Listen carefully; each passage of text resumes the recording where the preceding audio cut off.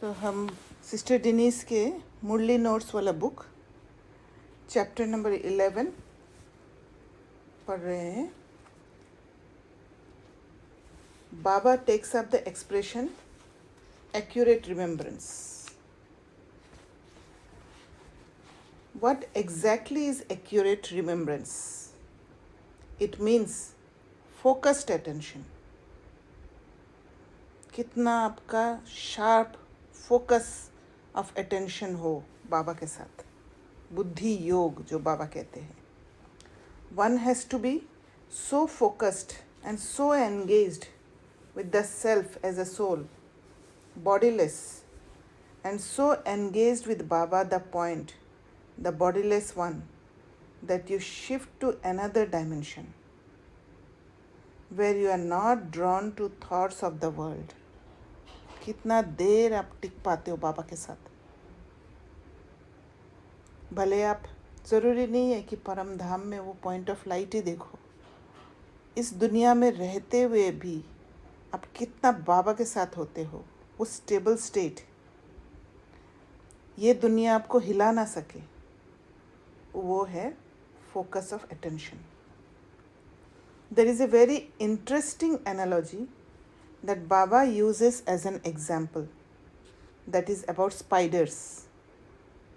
I have not seen this, but it is a belief in India that a spider has the material inside itself for creating a huge web. It spins that web and then it swallows that web back into itself. This analogy refers to our relationship with the drama. We get into relationships which is like spinning a big web and then we get caught in it. However, we have to act like the spider who can swallow the whole web and remain completely free. तो ये जो एक एक बंधन, एक एक relationship का बंधन है, अटैचमेंट है, उस सारे को खा लेना माना क्या है, स्वालो करना माना क्या है, समा लेना है। एक एक रिलेशन को समझकर कि जो भी हम सारे दिन में रिलेशनशिप में आते हैं, रिलेशनशिप माना ये नहीं है कि ब्लड रिलेशनशिप, ये नहीं है कि जो संबंधी है, सिर्फ संबंध संपर्क में बाबा कहते हैं। तो संपर्क में जो है मीन्स सारे दिन में जिस जिस रिलेशनशिप के साथ हम मीट करते हैं, उन रिलेशनशिप को बार बार बुद्धि में घुमाना है, क्योंकि वो एक दिन का काम नहीं है और वो होता नहीं है। तो हमें बार बार घुमा घुमा के बुद्धि में ये लाना है कि ये रिलेशनशिप नहीं है, क्योंकि हम बाहरी रूप से जो रिलेशन है उसी में हम एंटेंगल हो जाते हैं और उसी हिसाब से हम बिहेव करने लग जाते हैं।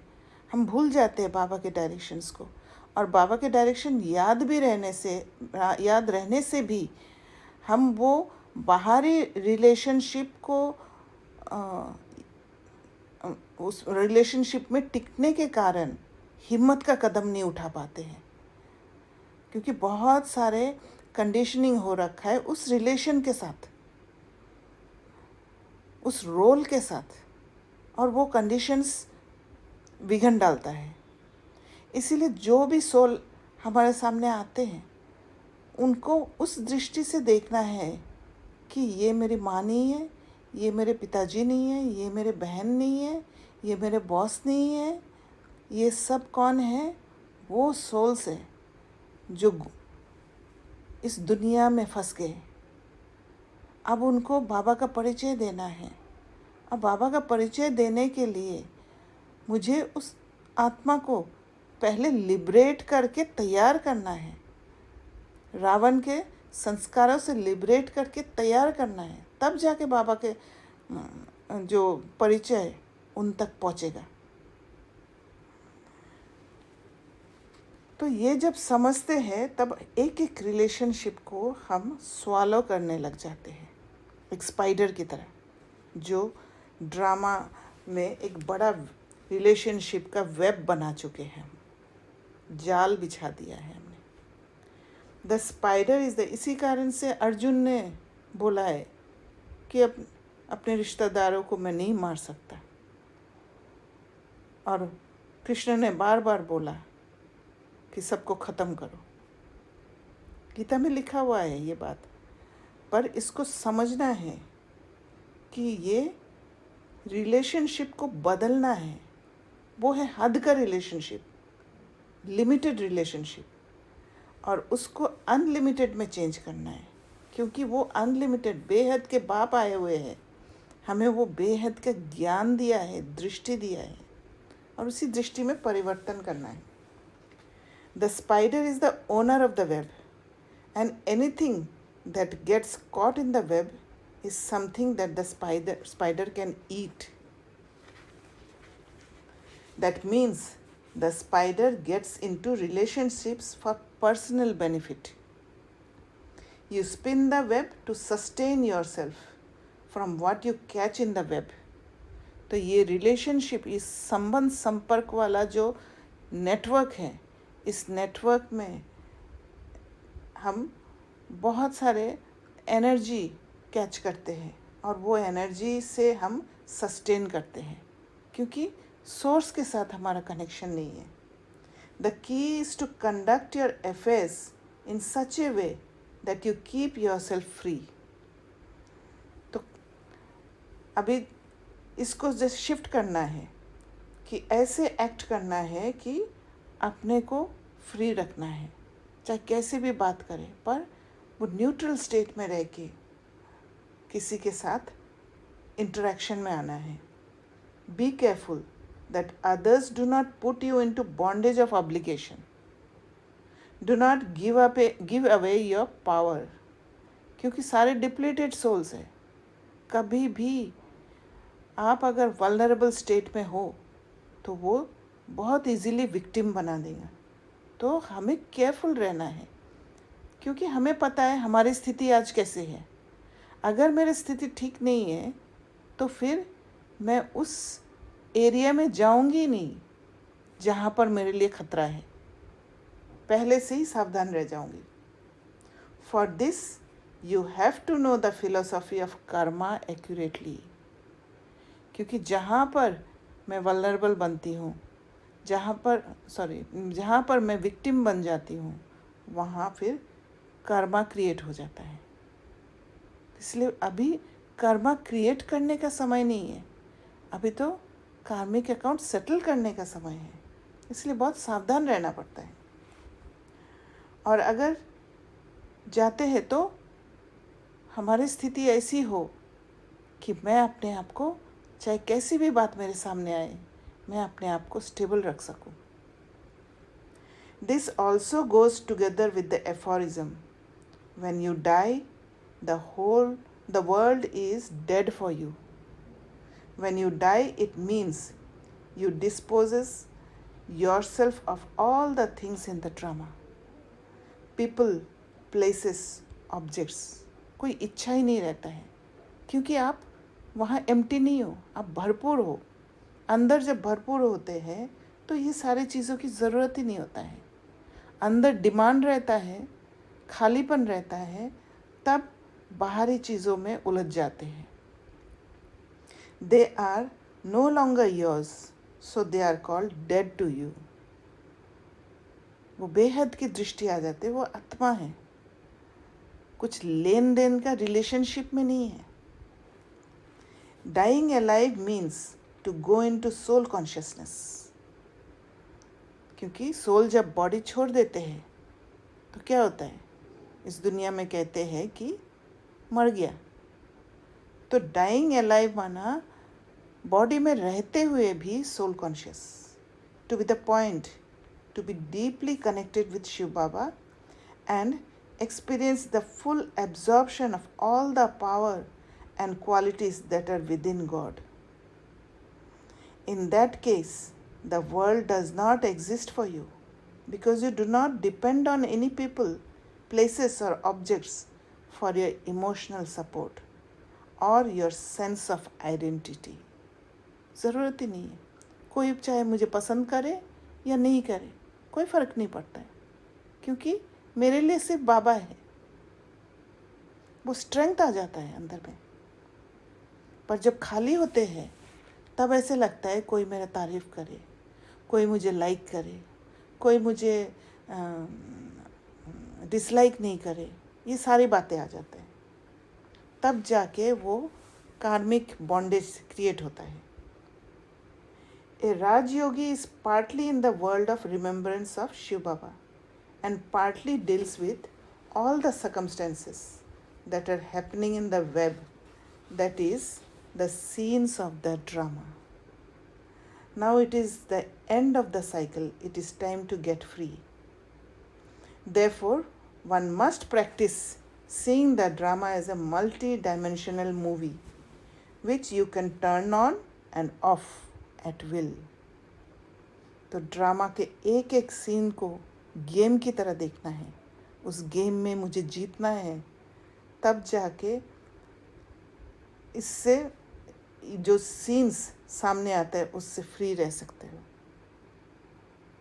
Practice to be what you really are, which is separate from the body. The reality of being the bodiless self, connected with the bodiless Father, is necessary for the soul to restore itself to full power and also to become pure. तो बाबा के साथ connection बहुत important है, तभी शक्ति भर सकते हैं और प्योर हो सकते हैं। क्योंकि मन से प्योर होने के लिए बहुत ताकत चाहिए, क्योंकि बाबा के एक एक डायरेक्शंस को फॉलो करने के लिए, श्रीमत को फॉलो करने के लिए बहुत ताकत चाहिए। Only someone who understands that it is the end of the cycle will do this. कि अब घर जाना है, तैयार होकर घर जाना है।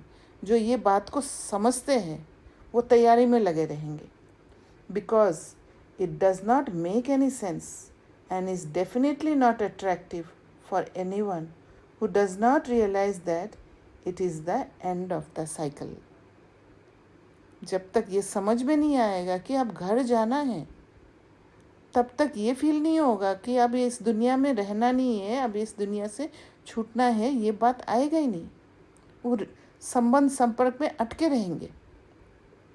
पर अब जब आप समझते हो कि अभी घर जाना है और घर जाते समय हमें सारा कुछ यहाँ से छोड़ना है, और छोड़ने के लिए वो जो बंधन बना हुआ है, वो जो नॉट्स लगा हुआ है रिलेशनशिप के बीच में, उनसे छूटना है। और रिलेशनशिप्स के साथ बंधन कब बनता है? जब इमोशंस जागता है अंदर में। कोई भी सीन में जब इमोशंस जाग उठता है, इमोशंस क्या करता है, आत्मा को बॉडी के साथ कनेक्ट कर देता है, और फिर वो इमोशन कंट्रोल कर लेता है आत्मा को, और कंट्रोल करके फिर एक्शन में वो आ जाता है, वो इमोशंस एक्सप्रेस हो जाता है, तब जाके बंधन में फंस जाते हैं।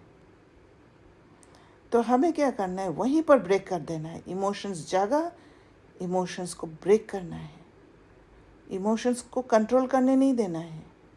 इमोशंस को हमें कंट्रोल करना है। उसको कंट्रोल करने के लिए हमें बाबा से शक्ति भरते जाना है।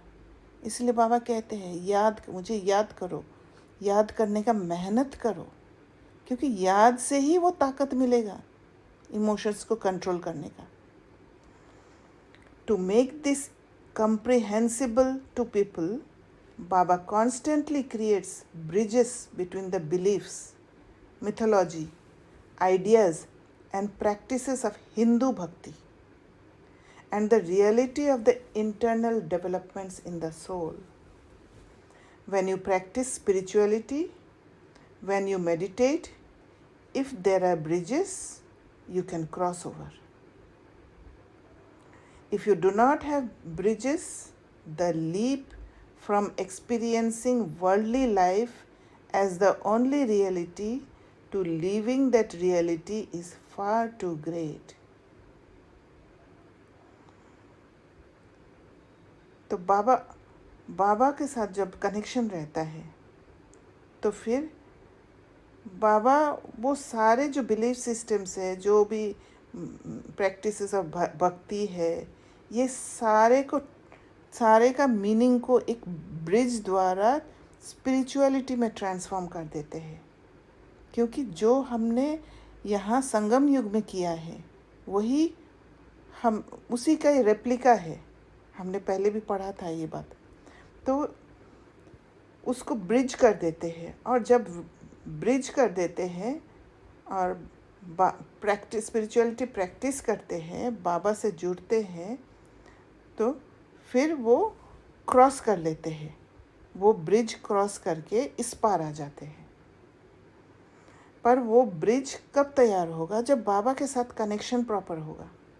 अगर ब्रिज तैयार नहीं है तो फिर वो जंप नहीं मार सकते हैं, जो संगम युग को लीप ईयर कहते हैं, लीप युग कहते हैं। Our current normal reality is about to collapse. Baba brings us to an intermediate reality, which we call the confluence age. तो confluence age intermediate बना है, कलयुग और सतयुग के बीच में ब्रिज है वो। This lies in between actually leaving the world and actually returning to the soul world before the next cycle begins. This is a gigantic leap, and only those who have certain memory traces within their souls are able to do it. तो उसके लिए वो याद, वो जो स्मृति होना बहुत ज़रूरी है, तभी जाके वो जंप मार सकते हैं। They would have passed through the entire cycle, 84 जन्म लेना। Baba and time activate the imprint of the memory of the previous confluence age, where this leap was accomplished. तो जब बाबा के साथ हम जुड़ते हैं तो और समय दोनों मिल के क्या है, वो जो पिछला जो कॉन्फ्रेंस एज से गुजरे थे हम, वो जो इम्प्रिंट हमारे आत्मा में है, उसको वो कर देते हैं, ताज़ा कर देते हैं, और फिर जंप मार सकते हैं। The soul contains within itself the powerful imprint of the deeply buried memory of God and of this knowledge. As you listen to the Murli, these imprints get activated and they get given life, which means that you can completely let go of the elements of bhakti. तो जैसे जैसे मुरली पढ़ते जाते हैं, मुरली को समझने लग जाते हैं, वो सारे इम्प्रिंट्स जब एक्टिवेटेड होने लग जाते हैं, तो फिर धीरे धीरे हम भक्ति को छोड़ना शुरू कर देते हैं। और भक्ति छोड़ना माना भक्त बनना छोड़ते हैं। किसी ने कह दिया और फिर उसको बिना सोचे समझे उसको मान लिया, भटकना बंद कर देते हैं। भक्ति, religious and cultural beliefs and practices kept you going as you passed through the copper and iron ages. However, they are no longer relevant once you reach the confluence age. Even so, you still have to keep crossing those bridges because you keep reverting back to the old ones. बार बार हम क्या होते, पुराना वाला संस्कार में slip हो जाते हैं। This is only natural and this is why we continue to listen to the Murali every day. इसलिए मुरली को बार बार पढ़ना, बार बार सुनना बहुत इम्पॉर्टेंट है। धीरे धीरे उस मुरली के कॉन्शियसनेस में आने लग जाते हैं, मुरली को ज़्यादा समझने लग जाते हैं। We keep crossing the bridges so that ultimately we go to the other side and stay on the other side. फिर पीछे नहीं आते और एक स्टेट आ जाएगा उस समय। When you are totally in the consciousness of being the point and yet you keep your eyes open, you are completely detached from the external world while having contact with it through sense perception. तो being the point माना क्या है? Self connected रहना। जब self connected रहते हैं, ये नहीं है कि विजुअलाइज कर लेना कि मैं पॉइंट हूँ, नहीं। वो स्टेट में, वो स्मृति में जब हम रहते हैं, सोल कॉन्शियसनेस स्टेट में, सारे क्वालिटीज़ एक्टिवेटेड, सारे पावर्स एक्टिवेटेड, उस स्टेट में जब रहते हैं, तब दुनिया में हम रहते हैं।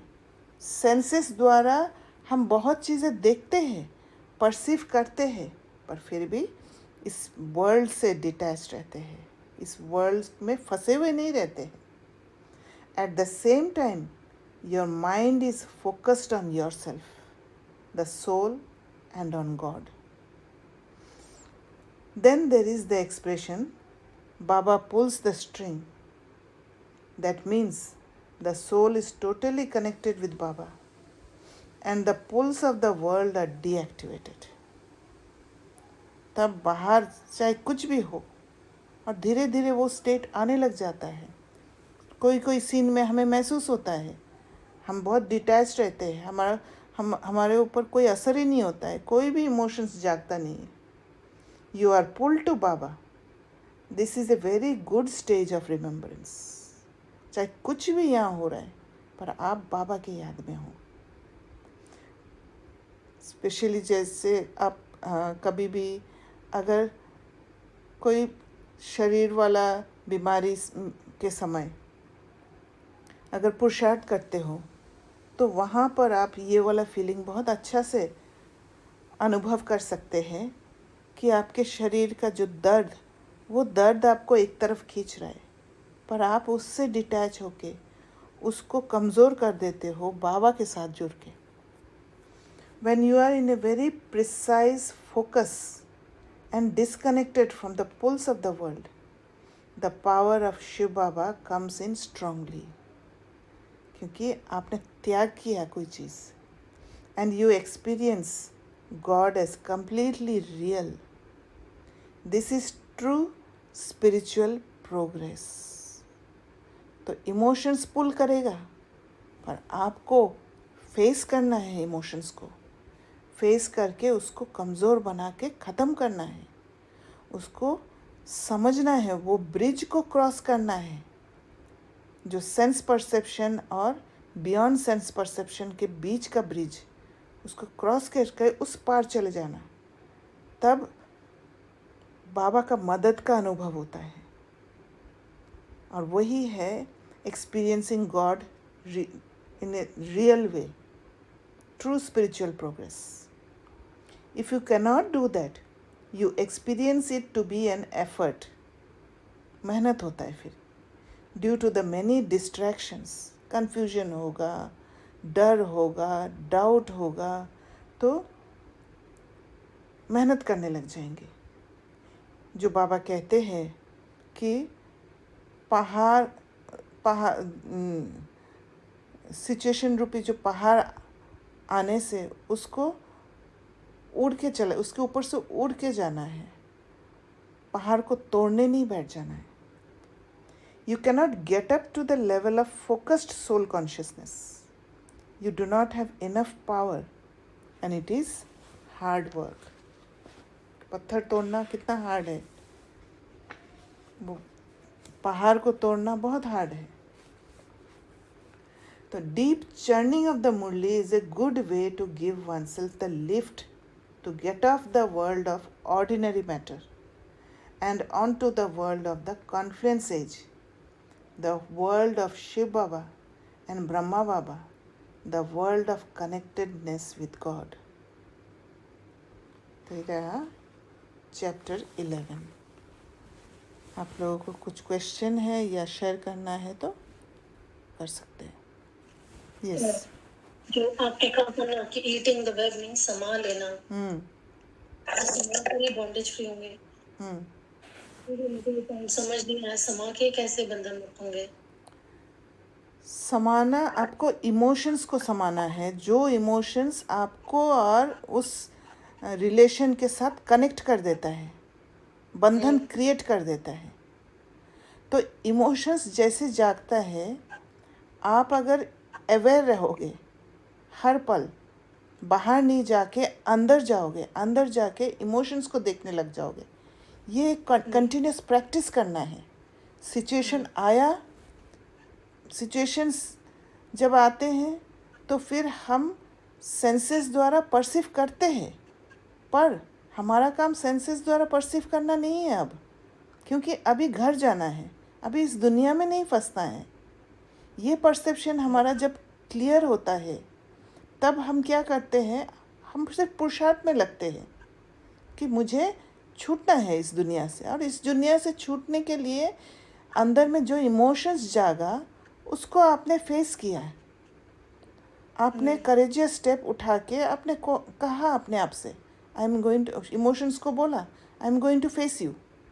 जैसे ही आपने उसको फेस यू बोला, अब देखना कहीं पर भी कोई भी अगर आपके सामने वार करने आता है, वहाँ अगर आप डर जाते हो, डरने से क्या होता है, आपको कमज़ोर कर देता है, वो बहुत स्ट्रांग बन जाता है सामने वाला।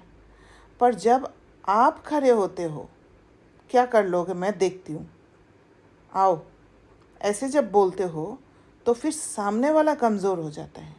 तो सेम चीज़ होता है इमोशंस के साथ। इमोशंस को जब आप सामना करते हो, वो पावर टू फेस यूज़ करते हो, तो फिर वो कमज़ोर होता है। पर आपको वो पेन के थ्रू गुज़रना होता है। वो पेन क्या है? पेन ये है कि पुराना जो संस्कार है, पुराना संस्कार आपको खींचेगा, इमोशंस आपको खींचेगा कि मुझे गुस्सा आ रहा है, उस गुस्से को, मतलब गुस्से में मैं उसको कुछ बोल दूँ, उसको करेक्ट कर दूँ। वो वाला खींच के थ्रू जब आप पास होते हो तो पेन होता है वहाँ पे, और जब वो पेन होता है, उस पेन को टॉलरेट करना होता है, तब आप पावर टू टॉलरेट यूज़ करते हो, सहन शक्ति को यूज़ करते हो। और जब सहन शक्ति, ये पूरा प्रोसेस में बहुत पेशेंस की ज़रूरत होता है।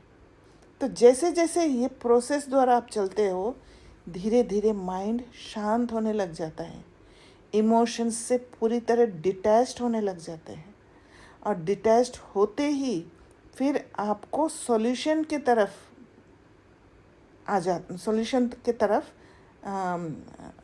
रास्ता खुल जाता है। वहाँ पर आपको समझ आ जाता है, हाँ, मुझे इस सब में फंसना नहीं है। बियॉन्ड सेंस परसेप्शंस द्वारा आप परसीव कर लेते हो उस सीन को, वो सीन आपको क्या मैसेज देने आया है, कौन सा पुरुषार्थ कराने के लिए, कौन सा प्रैक्टिस करा के आपको तैयार करने आया है, वो समझ जाते हो आप। और जैसे ही समझ जाते हो तब आप पावर टू एकोमोडेट करते हो, उस सिचुएशन को आप एकोमोडेट कर लेते हो। वेब क्या है?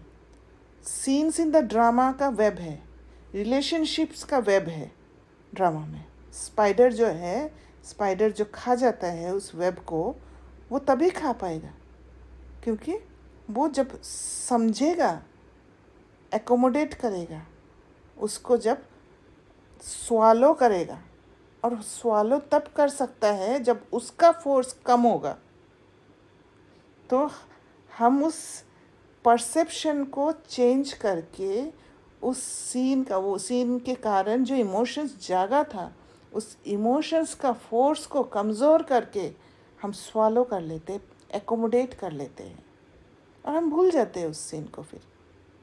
और जब हमारा वो स्टेट होता है, तब उस सीन में जो भी सोल्स इन्वॉल्व हैं, उन सोल्स को पावर मिलता है,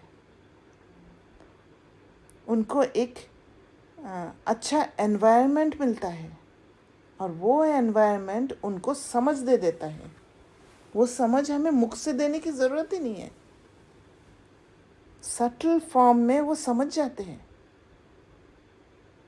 और यही है सोल कॉन्शियसनेस स्टेट, क्योंकि आपने अपने अंदर से एक एनर्जी एलिमिनेट किया है, एक ट्रू एनर्जी, एक प्योर एनर्जी, और फिर उस सोल ने उस एनर्जी को पाते ही उस सोल में ट्रांसफॉर्मेशन आया। एक्चुअल जो किसी को हेल्प करने का, किसी को सहयोग देने का तरीका यही है, ना कि बाहर से। क्लियर हुआ सोनी बहन? यस दीदी, थैंक यू। Thank you. और किसी को कुछ शेयर करना है?